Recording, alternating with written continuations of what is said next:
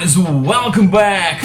This week we'll be discovering the amazing story of British developer Imagine Software and its ascent to the stars and spectacular demise. Let's take a look.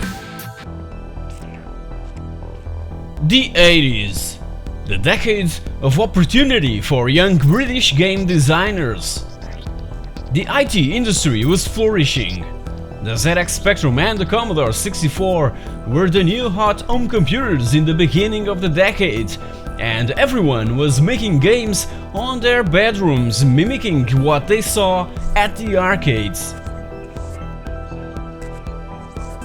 Founded and established in Liverpool in 1982 by two former employees of Bug-Byte Software, Mark Butler and Dave Lawson, Imagine was known as the place where dreams come true. Their young programmers were like rock stars, making tons of money overnight. But all began with their first game for the Spectrum 16K and Commodore VIC-20 that Dave Lawson had put together, Arcadia. Its space theme was usually popular in the beginning of the 1980s, mainly due to Hollywood's tendency on making futuristic movies that consequently spawned also a burst of related video games in the arcade and pinball markets. There was no computer-related retailing in the UK, so before Arcadia, it was all done by mail order. When the advert of Arcadia came out on magazines, envelopes with money started to arrive on the mail on a daily basis, and suddenly Mark and Dave realized that this was it. Their time has come. After that, around 83, the big UK retailers saw the potential of the video game industry and then started stocking up on games big time. People no longer had to buy them by mail order through magazines. The so-called micro shops were already thriving all over the place, and gamers just had to go to those shops and browse through all these new and flashy cases and find the right title to buy. So, when back to Arcadia's success, it made Imagine's founders hire more staff to start making more and more games. It also compelled and encouraged its programmers to work better and harder. Imagine's brand rapidly started to worth millions. There were, at the time, no other company that had ever produced so many great games in such a short period of time and always created strong impact through extremely clever advertising campaigns on the most popular magazines of the time. It was Imagine Software that gave birth to these awesome and outstanding pieces of advertising art. Before that, adverts were tiny, with an awful little drawing and 3 or 4 paragraphs of text explaining the game. Just dreadful. British people were familiar with the video game phenomenon that just recently exploded due to Clive Sinclair's very affordable machine, the ZX Spectrum. Many young kids were getting these machines for their birthdays, for their success at school, for Christmas, etc. And the Spectrum was really easy to program that all over the United Kingdom success stories were starting to emerge, just like Matthew Smith and its Manic Miner. But the craze wasn't so extensive like the one that was shown by these young executives at Imagine. They were driving Ferraris, BMWs, and even custom hand-built motorbikes. Alongside with all that luxury and Mark Butler's love for fast motorbikes, Imagine Racing Team was created, in which Mark himself was a rider. Imagine was seen by everyone as a place where dreams come true, and everybody wanted to work there. In the 60s, the Beatles placed Liverpool on the map, and 20 years later, it was the time for Imagine to do the same. Dave Lawson saw the potential in the video game industry and jumped right in at first. Money was pouring down, but it was wasted in the next morning. There was no financial control at all.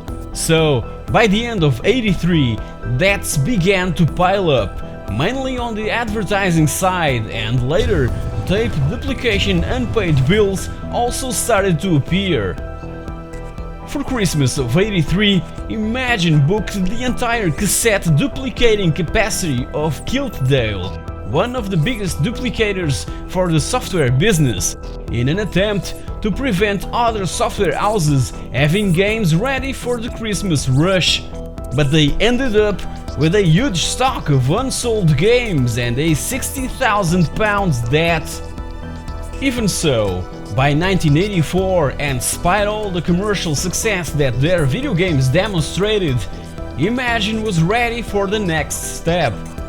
Show to the world, through the eyes of BBC television, the concept and development of a brand new product that would be different from all other things being made by all other British software houses.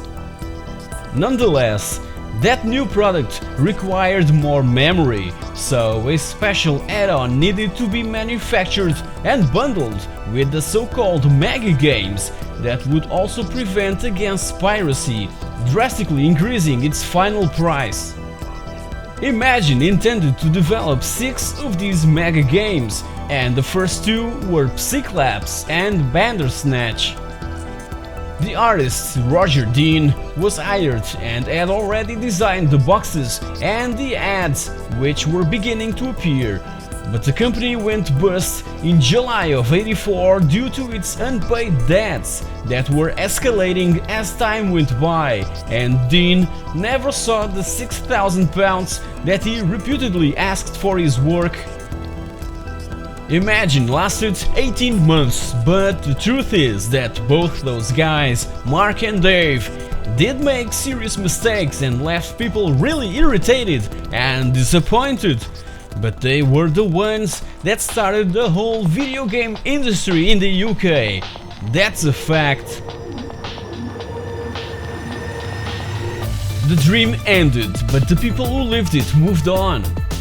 The rights to the Imagine label was bought by Ocean, and some of the programmers began working freelance on games for Ocean, who also partially backed a new Liverpool company called Denton Designs. Bandersnatch was the only Mega game in development by that time, ending up being finished 2 years later by Finch Speed, a company formed by the other programmers and Imagine co-founder David Lawson. The project was renamed to Bratakas, and now a 16-bit title that didn't require that special memory hardware add-on. So, from the ashes of the defunct Imagine software, Psygnosis was born, being Bratakas the very first video game under the Psygnosis label. As for Psyclapse, never passed the paper sketch stage, so it was later also used as a sub-label of Psygnosis. But that's the next story that I want to explore in one of my next videos, so stay tuned! In the meanwhile, check my episode 4 about the rise and fall of Ocean Software and a look back at another great British software house that started its business publishing newspapers, Europress Software. Also, don't forget to like, share, comment and subscribe to the PixelThing. Thank you very much for watching, and I'll see you all next week.